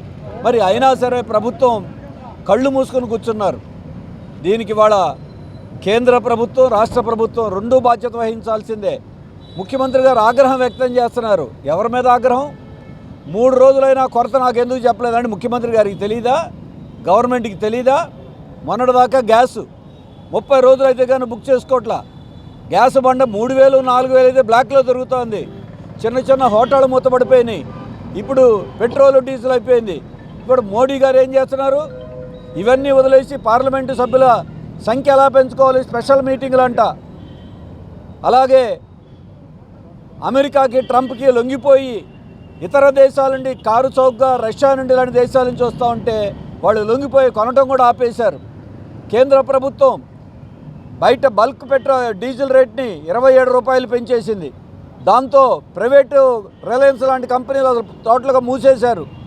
మరి ఇంత కనపడతా ఉంటే ప్రపంచంలో ఆయిల్ రేట్ పెరిగిందనే పేరుతో ఇవాళ ఇక్కడ ఉన్నటువంటి బంకులకి ఆయిల్ తగ్గించేసి మీరు అమ్మకాలు తగ్గించండి అని పరోక్షంగా సంకేతాలు ఇచ్చేస్తున్నారు. అంటే దీని అన్నిటికీ కూడా ఈ కష్టాలకి ప్రభుత్వాలు బాధ్యత వహించాలి. అంటే ఎలాగూ బ్యారెల్ ధర తగ్గినా మీరు ఇక్కడ రేట్లు పెంచుతూనే ఉన్నారు. ఇప్పుడు బ్యారెల్ ధరతో సంబంధం లేకుండానే యుద్ధం పేరుతో రేట్లు పెంచేటువంటి దానికి ప్రయత్నం చేయడానికి ఇదొక ఉదాహరణ, లేకపోతే ఇదొక తార్కాణమా అని చెప్పనేటువంటిది మేము అడుగుతూ ఉన్నాం. అందుకనే కృత్రిమ కొరత ఇది. ఒక అధికారి ఈరోజు ఒక పత్రిక ఇంటర్వ్యూ ఇస్తూ చెప్తా ఉన్నాడు, కృత్రిమ కొరత, జాగ్రత్త అధికారులు, కంపెనీలు అని చెప్పనని కంపెనీలు హెచ్చరిస్తూ ఉన్నాడు ఆయన. ఇది పైనుండి ఆయనకు వచ్చే డైరెక్షన్, ఆయన కింద ఇచ్చే డైరెక్షన్.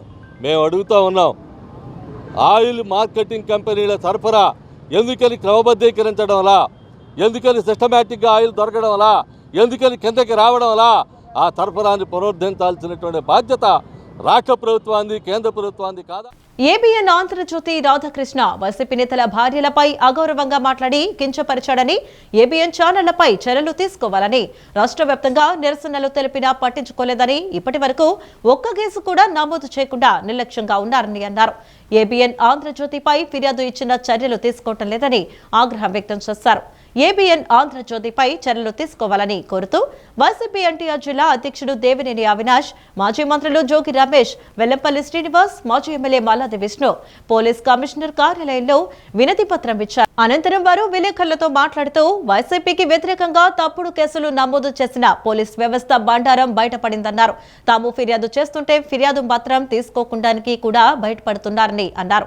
టీడీపీ నేతలకు పోలీసులు ఎందుకు భయపడుతున్నారని ప్రశ్నించారు. నిజంగా మహిళలంటే గౌరవం ఉంటే చంద్రబాబు, పవన్, లోకేష్ బహిరంగ క్షమాపణలు చెప్పాలని కోరారు. పెద్ద ఎత్తున బూతు పదం మాట్లాడితే ఆంధ్రప్రదేశ్లో ఉన్నటువంటి మహిళలకు కానీ వైఎస్ఆర్ కాంగ్రెస్ పార్టీ కుటుంబ సభ్యులకు మహిళలకు ఇబ్బంది కలిగించే విధంగా మాట్లాడితే ఆయన ఆ ఒక్క పదాన్ని సైలెంట్ చేసేసి ఇందులో తప్పే ఉంది, ఇందులో తప్పే ఉంది అని అంటున్నాడు. ఇందులో తప్పు 100% తప్పు.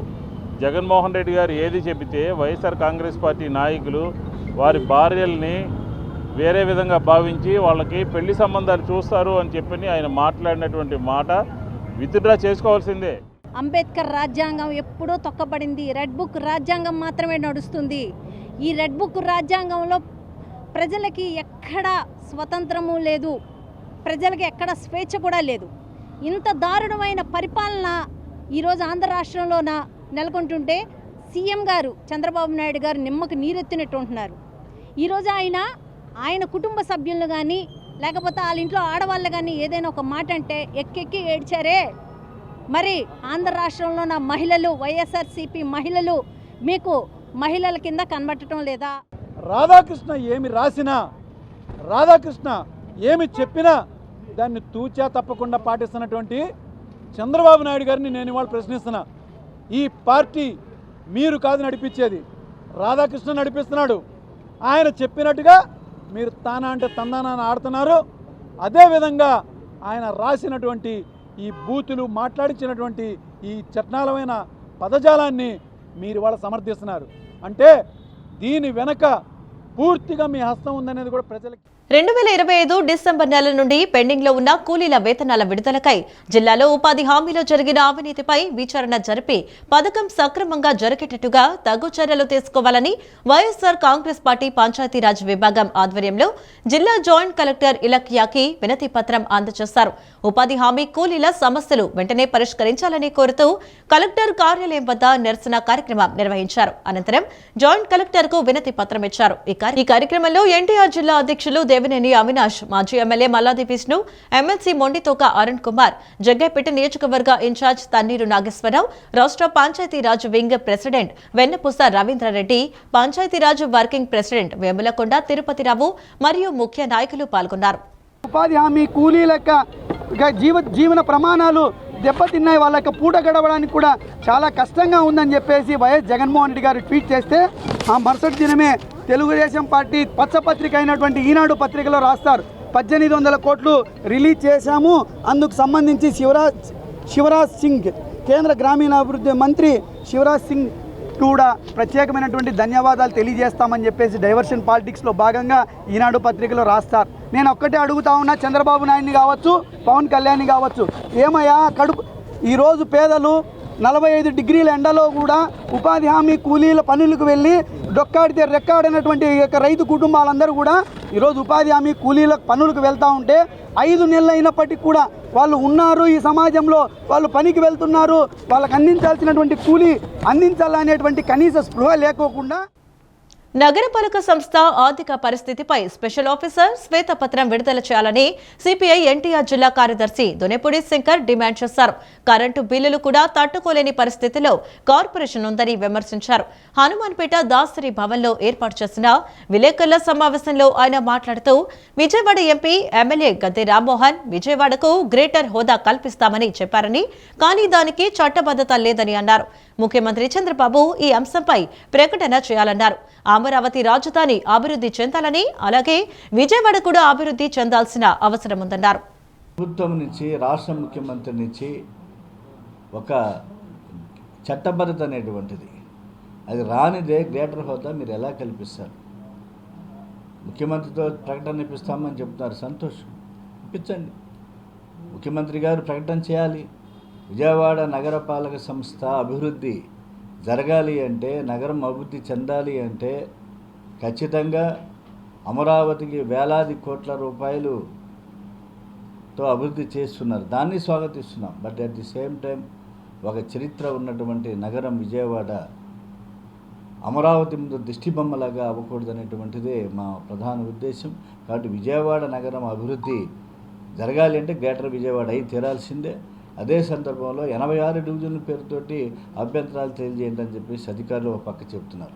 ఓ పక్కన ఎంపీ గారు ఏమో ఎమ్మెల్యేలేమో గ్రేటర్ విజయవాడ వచ్చేస్తుందని చెప్తున్నారు. కాబట్టి రెండు ద్వంద్వ ప్రమాణాలు ఇక్కడ జరుగుతున్నాయి. కాబట్టి అది క్లియర్గా ప్రభుత్వం వెంటనే తక్షణమే గ్రేటర్ విజయవాడ హోదా కల్పించాలని, చట్టబద్ధత కల్పించాలని చెప్పి కూడా చంద్రబాబు నాయుడు గారు విజనరీ లీడర్, 2047 విజనరీ లీడర్, వారి కుమారుడు లోకేష్ గారు భవిష్యత్తు నాయకుడు అని చెప్పి చెప్తున్నారు. ఎందుకు వచ్చింది ఇవాళ ఈ రాష్ట్రానికి పెట్రోల్ డీజిల్ కొరత? ఎక్కడి నుంచి వచ్చింది? మూలం ఎవరు?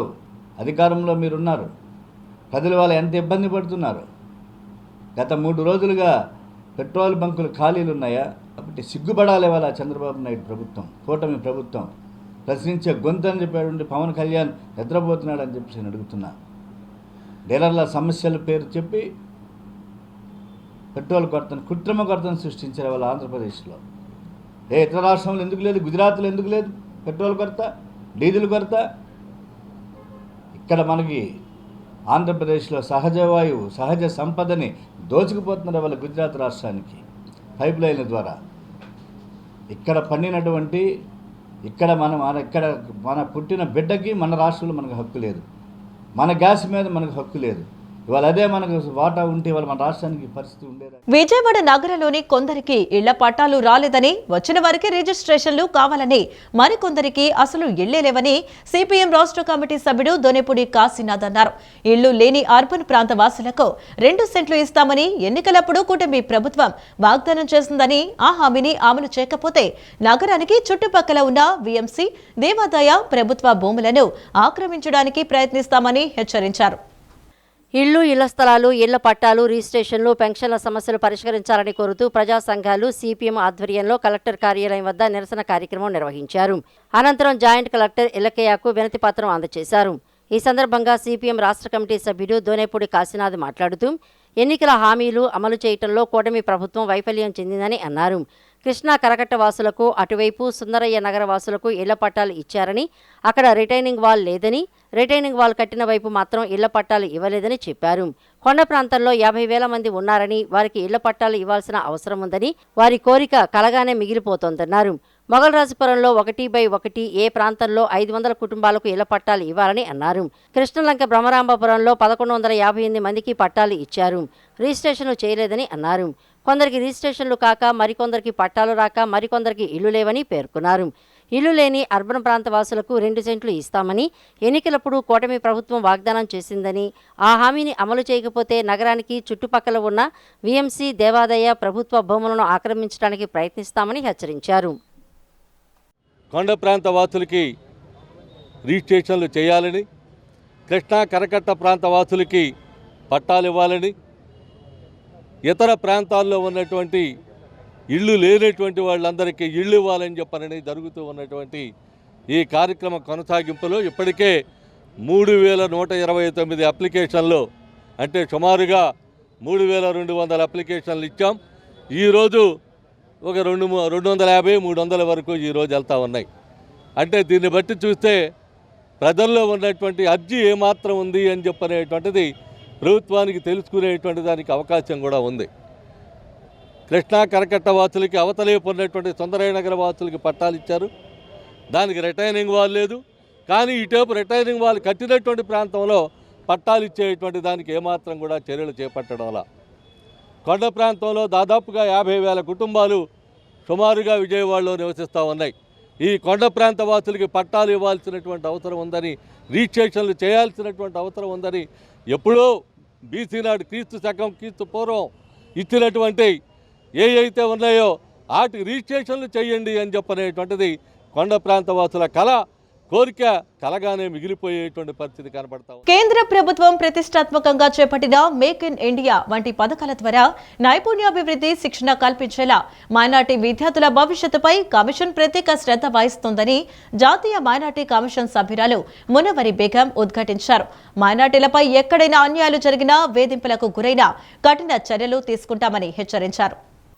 జాతీయ మైనారిటీ కమిషన్ సభ్యురాలు మునవరి బేగం రాష్ట్ర పర్యటనలో భాగంగా విజయవాడకు వచ్చారు. పర్యటనలో భాగంగా గాంధీనగర్లోని ఫిల్మ్ ఛాంబర్లో మైనారిటీలతో ప్రత్యేకంగా సమావేశమయ్యారు. వారితో ముఖాముఖి అయ్యారు. వారు ఎదుర్కొంటున్న సమస్యలను అడిగి తెలుసుకున్నారు. పలువురు తమ అభిప్రాయాలను, సమస్యలను వినతిపత్ర రూపంలో కమిషన్ సభ్యులకు అందజేశారు. ఈ సందర్భంగా ఆమె మాట్లాడుతూ భారతదేశం ఏ ఒక్క వర్గానికో పరిమితమైంది కాదని, హిందువులు, ముస్లింలు, సిక్కులు, క్రైస్తవులు ఇలా అందరికీ చెందిన పవిత్రమైన భూమి అని ఉద్ఘాటించారు. అల్లామా ఇక్బాల్ రచించిన సారే జహాసే అచ్చా హిందుస్థాన్ హమారా అనే వ్యాఖ్యలను ఈ సందర్భంగా ఆమె గుర్తు చేస్తూ దేశాభివృద్ధిలో ప్రతి ఒక్కరూ భాగస్వాములు కావాలని పిలుపునిచ్చారు.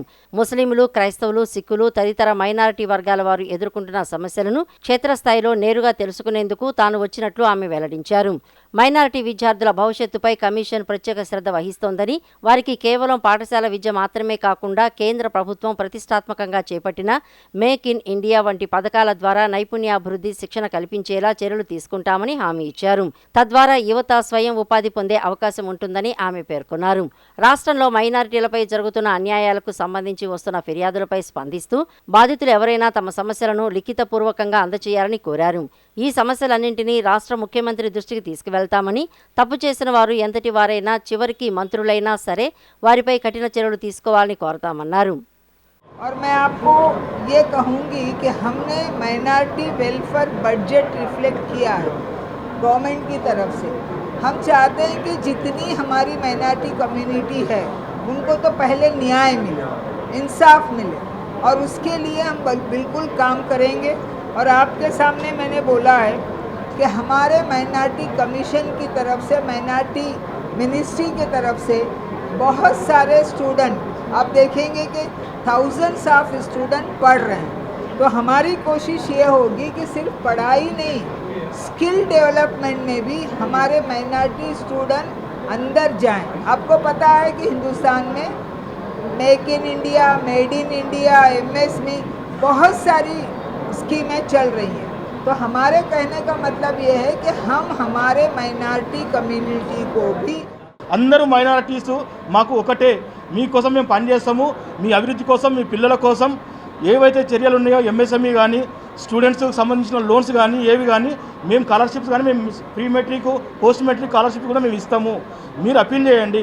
ఏమైనా సమస్యలు, కోర్టు సమస్యలు ఉన్నా, ఏదున్నా నేషనల్ మైనారిటీ కమిషన్కు తీసుకురావాలంటే ఇక్కడ ఉన్న ప్రభుత్వంతో ఫస్ట్ మీరు సంప్రదించి ఇక్కడి నుంచి అక్కడ పంపించాలి తప్ప డైరెక్ట్ ఢిల్లీకి వస్తే ఢిల్లీ చేయదు. మోడీ ప్రభుత్వము దేశవ్యాప్తంగా ఉన్న మైనారిటీల కోసం పనిచేయడానికి కట్టుబడి ఉంది. ఈ కార్యక్రమంలో గురుద్వారా అధ్యక్షురాలు కరంవీర్ కౌర్, ముస్లిం లీగ్ అధ్యక్షులు Basheer Ahmed, National Christian Board రాష్ట్ర అధ్యక్షులు బి నవీన్ కుమార్, ఎన్టీఆర్ జిల్లా అధ్యక్షులు ఎం చింతయ్య తదితరులు పాల్గొన్నారు. విజయవాడ పాత కొత్త ప్రభుత్వాసుపత్రుల్లో పనిచేస్తున్న పారిశుద్ధ్య కార్మికులకు జీవో ప్రకారం జీతాలు ఇవ్వకుండా జీతంలో కోత విధిస్తూ కార్మికులను దోచుకుంటున్నారని సిఐటియు రాష్ట్ర నాయకులు డివి కృష్ణ తెలిపారు. తగ్గించి ఇస్తున్న జీతం కూడా ప్రతి నెల ఇవ్వకుండా 3-4 నెలలు పెండింగ్ పెడుతున్నారని, రెక్కాడితే కానీ డొక్కాడని కార్మికులు జీతాలు ఇవ్వకపోతే ఏ విధంగా జీవిస్తారని ప్రశ్నించారు. విజయవాడ కొత్త ప్రభుత్వాసుపత్రిలో పనిచేస్తున్న కాంట్రాక్టు పారిశుద్ధ్య కార్మికులకు 3 నెలల పెండింగ్ జీతాలు వెంటనే చెల్లించాలని, వారిని ఆప్కాసులో కలపాలని కోరుతూ సిఐటియు ఆధ్వర్యంలో కొత్త ప్రభుత్వాసుపత్రి వద్ద నిరసన కార్యక్రమాన్ని నిర్వహించారు. ఈ సందర్భంగా సిఐటియు నాయకులు కృష్ణ మాట్లాడుతూ విజయవాడ నగరంలో కొత్త, పాత ప్రభుత్వాసుపత్రుల్లో సుమారు 200 మంది పారిశుద్ధ్య కార్మికులు పనిచేస్తున్నారని తెలిపారు. జనవరి నుంచి ఇప్పటి వరకు వారికి జీతాలు ఇవ్వలేదన్నారు. ఇక్కడ పనిచేసే కార్మికులకు ఏ నెలకు ఆ నెల జీతాలు ఇచ్చే పరిస్థితి లేదని తెలిపారు.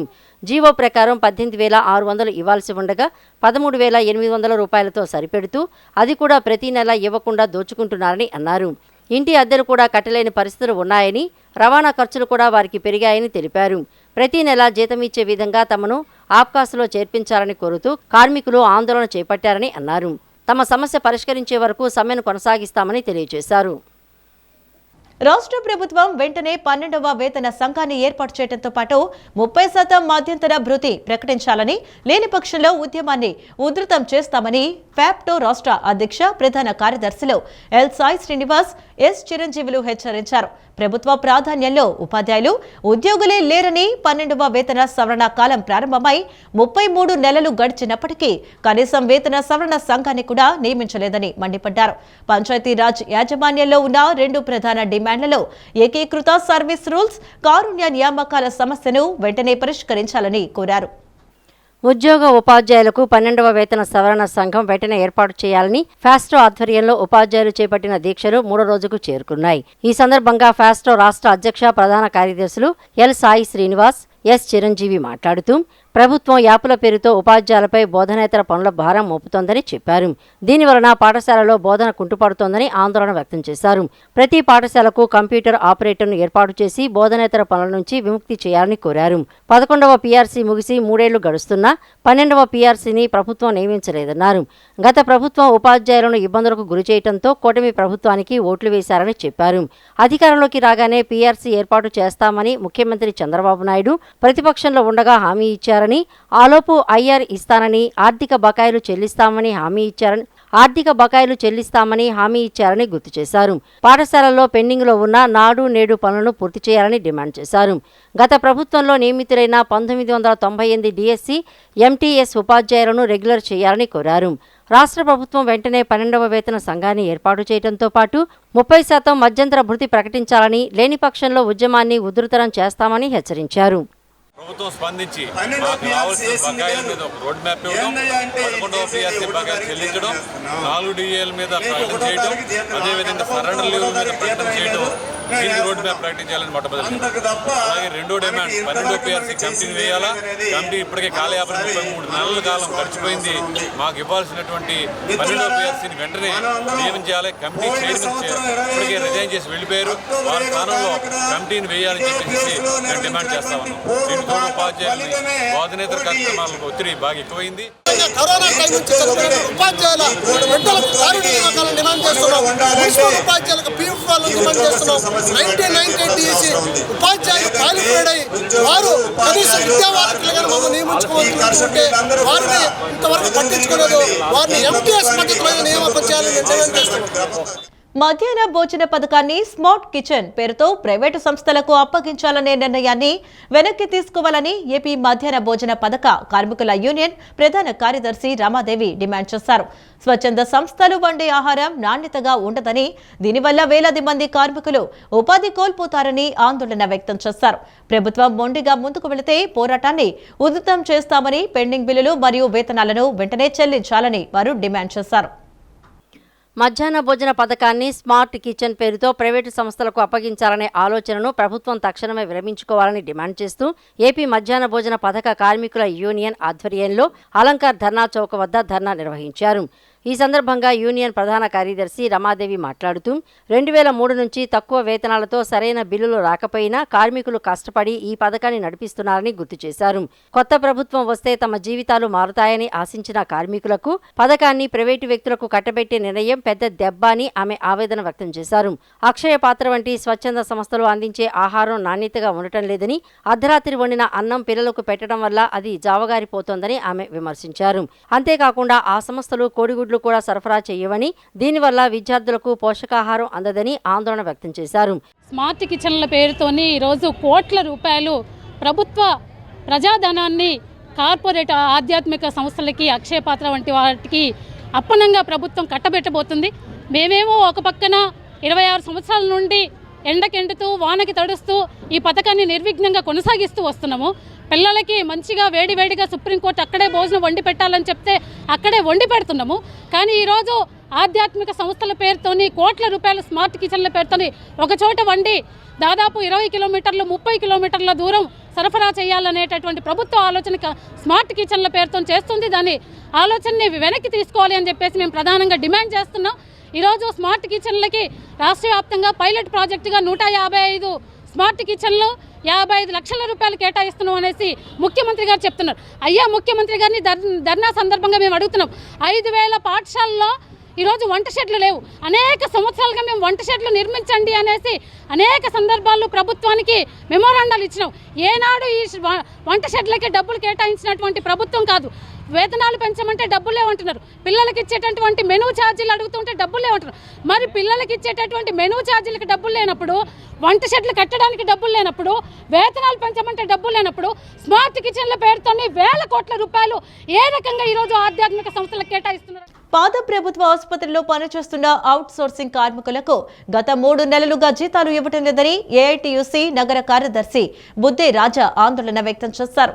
కాంట్రాక్ట్ సంస్థను అడిగితే ప్రభుత్వం తమకు నిధులు ఇచ్చిన తర్వాత జీతాలు ఇస్తామని చెప్పడం గర్హనీయమని అన్నారు. ప్రభుత్వం వెంటనే కార్మికులకు జీతాలు ఇవ్వడంతో పాటు ఈఎస్ఐ, పీఎఫ్ సౌకర్యాలు కల్పించాలని డిమాండ్ చేశారు. కాంట్రాక్టు కార్మికులకు జీతాలు ఇవ్వాలని డిమాండ్ చేస్తూ పాత ప్రభుత్వ ఆసుపత్రి వద్ద అవుట్సోర్సింగ్ కార్మికులు విధులను బహిష్కరించి నిరసన ధర్నా చేపట్టారు. ఈ ధర్నాకు all India trade union council, Vijayawada నగర సమితి మద్దతు పలికింది. ఈ సందర్భంగా నగర ప్రధాన కార్యదర్శి బుద్దే రాజా మాట్లాడుతూ ప్రభుత్వ వైఫల్యం కారణంగానే కార్మికులకు జీతాలు లేక ఇబ్బందులు పడుతున్నారని ఆవేదన వ్యక్తం చేశారు. డబ్బులు లేకుండా కాంట్రాక్టు సంస్థకు అప్పగించడం సరికాదన్నారు. 3 నెలలుగా జీతాలు లేక కార్మికులు ఇబ్బందులు పడుతున్నారని, కాంట్రాక్టు సంస్థను అడిగితే ప్రభుత్వం తమకు నిధులు ఇచ్చిన తర్వాత జీతాలు ఇస్తామని చెప్పడం గర్హనీయమని పేర్కొన్నారు. తక్షణమే కాంట్రాక్టర్ జీతాలు చెల్లించాలని డిమాండ్ చేశారు. ఇప్పటికే అప్పుల బారిన పడి కార్మికులు అనేక ఇబ్బందులు పడుతున్నారని చెప్పారు. కార్మికులకు సక్రమంగా జీతాలు ఇచ్చేలా ప్రభుత్వం చర్యలు తీసుకోవాలని, ఈఎస్ఐ, పీఎఫ్ వంటి సౌకర్యాలు కల్పించాలని, లేని పక్షంలో ఆందోళనలు ఉధృతరం చేస్తామని హెచ్చరించారు. మాకు ప్రభుత్వం నుండి బిల్లులు వచ్చిన తర్వాత ఆ బిల్లుల్లో మా వాటా తీసుకొని ఆ మిగిలిన వాటా జీతాలు వేస్తామని చెప్పేసి చెప్పడం చాలా దారుణం. డబ్బులు లేకుండా కాంట్రాక్ట్లు వేసేయటం, మరి వ్యాపారాలు చేసేయటం, మరి రూపాయి పెట్టుబడి పెట్టకుండా మరి ఎలాగా మరి వర్కర్లకు జీతాలు ఇస్తారు? వర్కర్లు ఇన్ని రోజులు 3 నెలల మట్టి మరి జీతాలు లేక అల్లాడుతూ ఉన్నారు. మరి వాళ్ళు ఎట్లా బతుకుతారనే ఆలోచన మా కాంట్రాక్టులు ఎక్కడా లేదు. ప్రభుత్వం డబ్బులు ఇస్తే ఆ డబ్బులు మా లాభాలు మేము మినాయించుకొని మీకు జీతాలు వేస్తామంటాం చాలా దుర్మార్గమైన విషయం. మరి ఈ విషయం మీద మేము ఏఐటీయూసీగా ధర్నా చేస్తున్నాం. తక్షణం కాంట్రాక్టర్ ఇవ్వాల్సిన 3 నెలల జీతాన్ని వెంటనే ఇక్కడ చెల్లించాలి. ఎందుకంటే కరెంటు బిల్లులు కట్టపోతే కరెంటు వాళ్ళు లాగరు, మరి ఇంటద్దెలు కట్టపోతే ఇంటద్దెలు ఆగరు, మరి పిల్లల స్కూల్ ఫీజులు కట్టపోతే స్కూల్ వాళ్ళు ఆగరు, ఎవరు ఆగరు. అప్పులు చేసి మరి వీళ్ళు బతకాలనంటే చాలా కష్టమవుతుంది. ఈరోజు రూపాయి బయట దొరకట్లేదు. అధిక వడ్డీలకు తీసుకొచ్చి మరి వాళ్ళు బతకాలంటే ఈ వచ్చిన వడ్డీలు సంపాదించిన సంపాదన మరి జీతాలు వడ్డీలు కట్టుకుంటానికి సరిపోతాయా, వీళ్ళు తినడానికి సరిపోతాయా? సక్రమంగా జీతాలు ఇవ్వకుండా వాళ్ళని కార్మికులందరినీ నడి రోడ్డు మీదకి తీసుకొస్తుంది ఈ ప్రభుత్వం, ఈ కాంట్రాక్ట్. అనంతరం కార్మికురాలు సంధ్య మాట్లాడుతూ తమకు 3 నెలలుగా జీతాలు ఇవ్వడం లేదని ఆవేదన వ్యక్తం చేశారు. ప్రతిసారి ఆందోళన చేస్తే తప్ప జీతాలు ఇవ్వడం లేదని వాపోయారు. తమ కుటుంబం రోడ్డున పడే పరిస్థితులు వచ్చాయని ఆందోళన వ్యక్తం చేశారు. ప్రభుత్వం తమకు జీతాలు ఇవ్వాలని కోరారు. మాకు 3 నెలల నుండి జీతాలు లేవండి, పీఎఫ్ కట్టట్లేదు, ఈఎస్ఐ లేదండి. మాకు ఇళ్లలో చాలా ఇబ్బందిగా ఉంటుందండి. ప్రతిసారి రోడ్డు మీద కూర్చుంటే కానీ జీతాలు వేయట్లేదండి. వేసిన జీతాలు కూడా నెల 11 రోజులు అట్లా జరుపుతూ వస్తున్నారు. ఇంటద్ది కట్టక, కరెంటు బిల్లు కట్టక చీకటింట్లో ఉంటున్నామండి. గిన్నెలు బొచ్చులన్నీ రోడ్డు మీద పడేశారు. మా జీవితాలన్నీ రోడ్డు మీద పెట్టేశారండి కాంట్రాక్ట్ వచ్చిన దగ్గర నుంచి. దయచేసి గవర్నమెంట్ యాక్షన్ తీసుకొని కాంట్రాక్ట్ని రద్దు చేసి మమ్మల్ని గవర్నమెంట్లో కన్నా తీసుకోవాల్సిందిగా మేము మనవి చేసుకుంటున్నామండి. మీడియా ద్వారా మేము ముఖ్యంగా తెలియజేసేది ఏంటంటే ప్రతి నెల జీతాలు ఇవ్వాల్సిందిగా మేము కోరుకుంటున్నాం. ఈ వార్తలు ఇంతటితో సమాప్తం. నమస్కారం.